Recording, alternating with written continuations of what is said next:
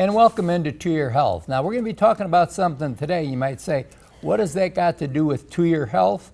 Well, we're going to talk about a subject called gambling.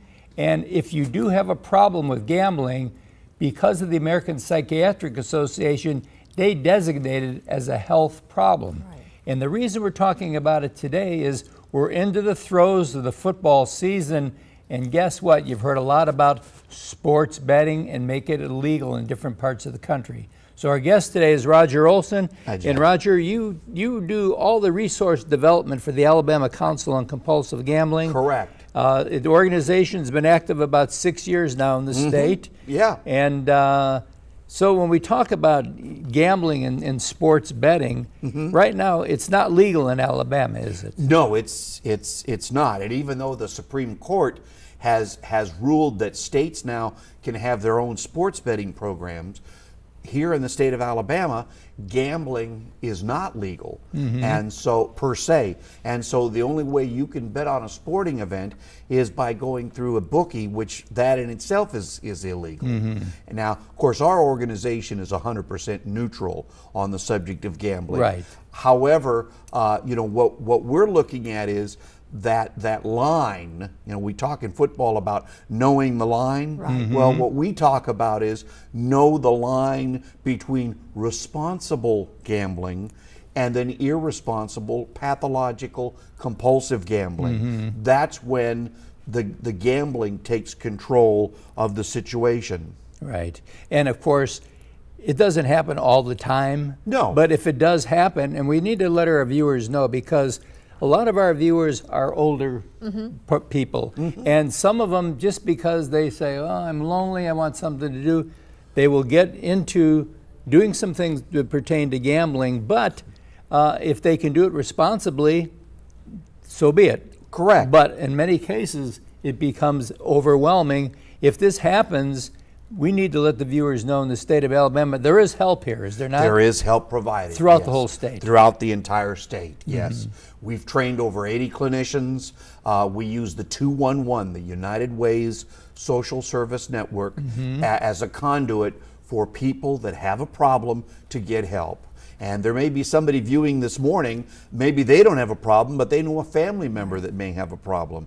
So you can call 211 24/7, 365 days a year. It's totally confidential, and you can call and say, hey, I have a gambling problem, or I know of someone that has a gambling problem. Where can I go to get help?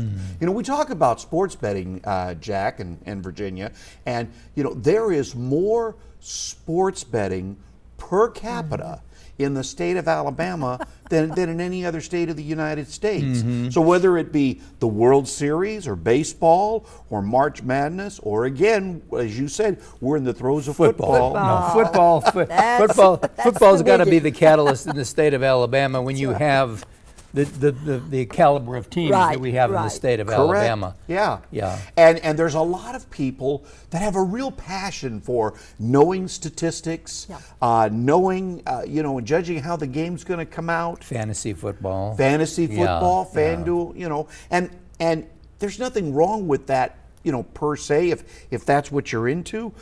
But once that takes a hold of you, and all of your time now is being consumed in placing bets, and you're placing bets that you can't afford, to do, and no matter how well you know the stats, there is no sure outcome. You bet.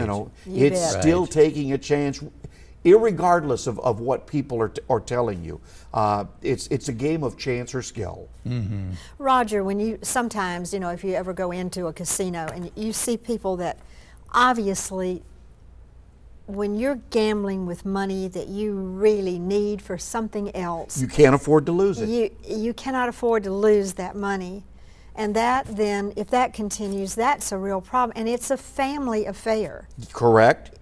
The entire family gets sick, and it's a bad bet. It hurts everybody. Correct. And then you end up chasing, Virginia, that money that you lost, and you just continue to dig deeper and deeper and deeper hole. And so what we want to do is we want to help give you the tools to where that can can come to a stop, and you can regain control of your life.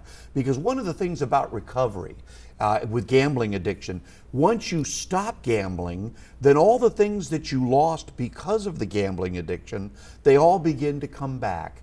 And especially the money, you know, when you're earning money or you're getting that retirement check every month, and now you're not using it on gambling, then you can begin to pay bills again.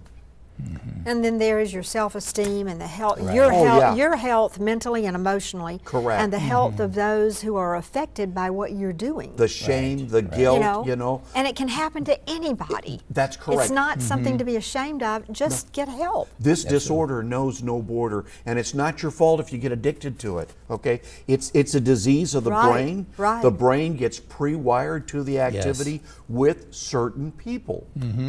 Well, Roger, we want to thank you for what you're doing. Thank we need you. to let our viewers know that the Alabama Council on Compulsive Gambling is a gambling neutral organization. We do not condone, or we do not say you shouldn't be gambling, but we do say if you do have a problem, and as Roger mentioned, it happens up here, that help is available. You can dial 211, or you can go to 334-277-5100 if you just want to talk about gambling in general. And Roger, or you can get a counselor to visit with you. Correct. Yes. And thank you so much, and we'll be right back right after this.